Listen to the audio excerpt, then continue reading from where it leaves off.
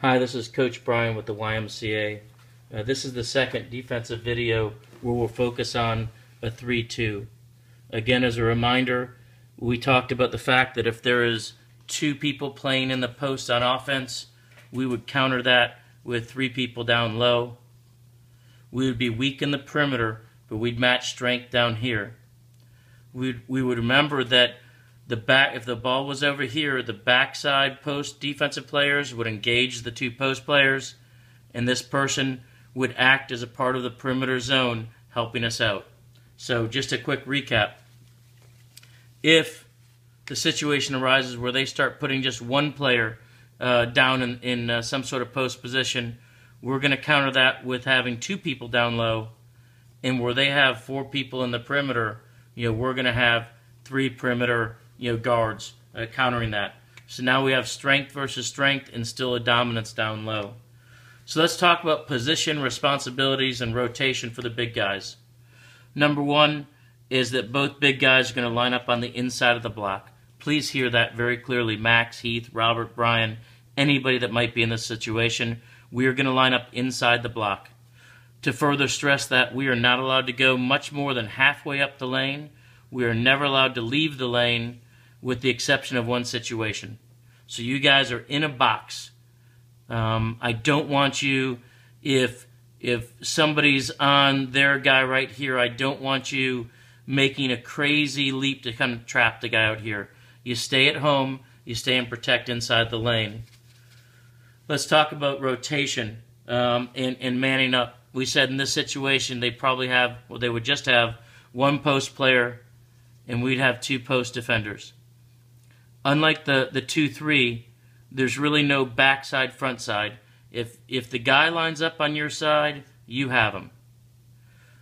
If the guy away from the low post player, there's no one on his side, he's going to come and sit right in the middle of the lane and act as a resource in case you need help, as well, act as a defensive shield for the center of the lane in case somebody breaks free and tries to penetrate the basket. So again, the base assumption is if the guy is on my side, I'm going to pick him up. If the guy's not on my side, I'm going to sit in the center of the lane. Very, very simple. Please understand that if you're playing one of the big guy positions, that we're going to constantly be rotating with somebody on the man and the other person being in the center of the lane. Because here's what's going to happen in reality. They're going to start off here. Our guy's engaged. Our backside guy is going to come up here and play smart. And then what's going to happen, this guy's going to come all the way over here. So now we've got to have a lot of communication, and the guy that was just acting as the center zone is now playing man. And now the guy who was playing man over here has got to come and play the center zone. And understand this is going to happen 3 or 4 times in any one offensive set. He's going to go back and forth, across and across and across and across and across, and our two guys have to always have somebody in the center and somebody always guarding him. If he comes up over here, you're now going to guard him.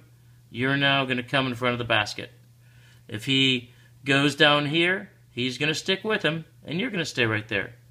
If he then comes over here, the guy in the center is going to move over here and pick him up, and the guy that was over here is going to come in the center. That looks really kind of ugly and really squirrely, but in the end, I think it's pretty simple. If you guys communicate, he's coming, switch, switch, switch. If we do that, I think it's fairly easy for both of you to manage that one player while also protecting the lane. Let's talk about a situation where you guys will be having the opportunity to leave the lane. And again, this isn't just Max and Heath. This is any of our taller guards, Robert, Brian, Zachary. So in this situation, let's assume that we're already set up, that we got our guy on him here.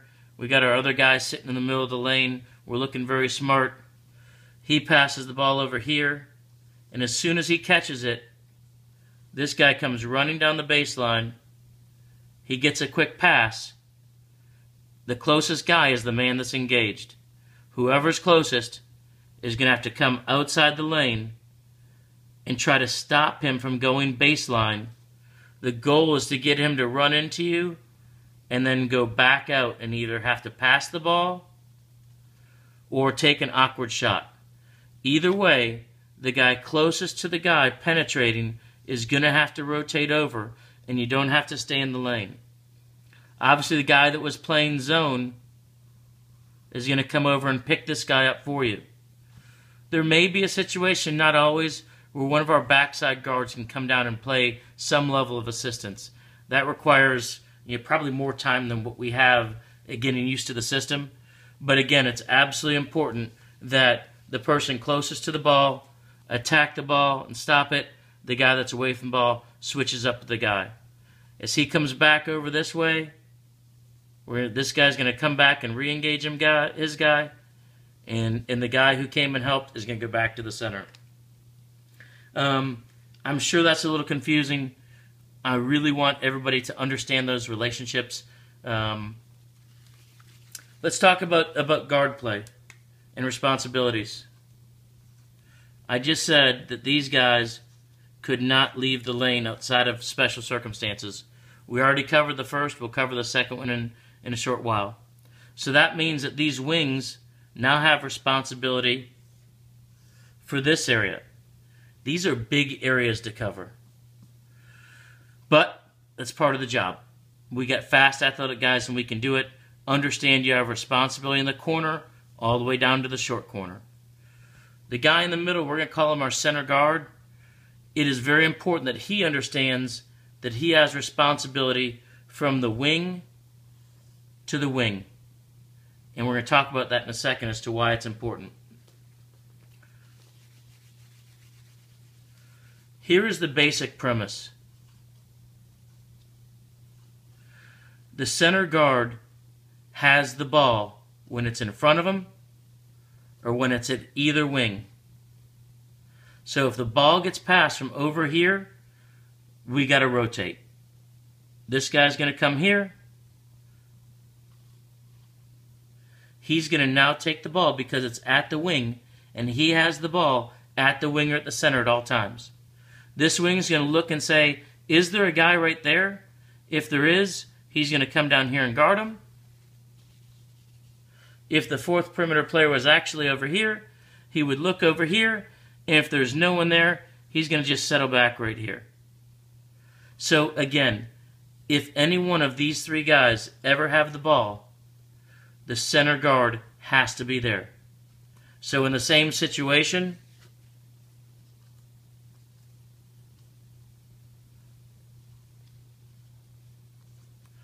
the ball comes out here. He's got responsibility. This guy's going to wait until he comes over and says, slide, slide, slide. He's going to check to see if someone's in the corner. There is. So he comes down here. The center guard is now sitting here. And this guy is rotated up over here. So when they swing the ball back and forth, these three guys are going to move like wild men. Again, it's not easy. It's just part of the job. It is absolutely critical, 100% critical, that the center guard always slide his wings one way or another. That the center guard always has the ball if it goes wing to wing, and that when he tells you to slide, you check for the corner or you come settle back down. Extremely critical. The only way this works is if we have movement. If we sit static and we just watch them pass the ball over here and we don't move, and they pass the ball down here, he's got a straight shot. So it is important that these guys always move. And again, it's not an easy task, but just something that we have to do.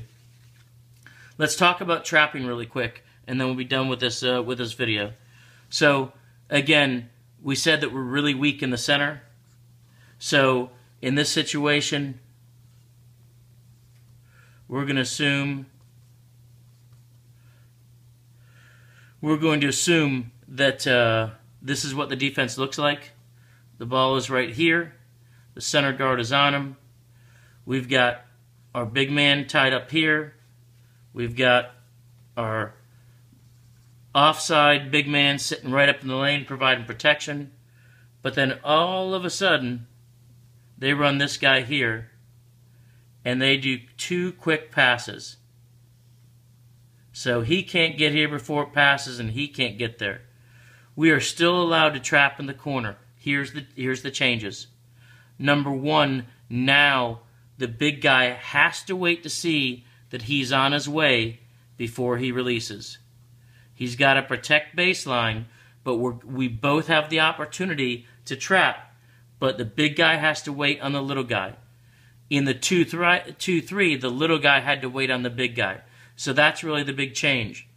In this situation, this guy would now pick up the low post guy, and this backside guy would come and settle right in the middle of the lane. So if they swing it to the corner, the backside wing is going to come and settle and help inside the lane. I think that's pretty much it.